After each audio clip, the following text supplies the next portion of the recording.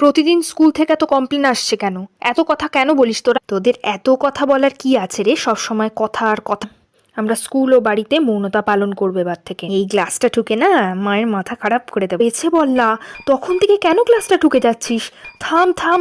উফ, জল খাবি, সেটা মুখে বলতে কি আছে? আমাদের ছেলে দুটো মনে হয় পাগল হয়ে গেল, সারা দিন চুপ করে থাকে আর আমাদের মাথা খারাপ হয়ে যায়। এই হুলো, বলতো জলের সমার্থক শব্দ কি? স্যার, জলের সমার্থক শব্দ হলো কল। গাধার সমার্থক শব্দ জানিস কি? গাধার সমার্থক শব্দ হলো স্বয়ং তুই, হুলো। নাট, জলের প্রতিশব্দ কি? বোর্ডে এসে লিখছিস কেন?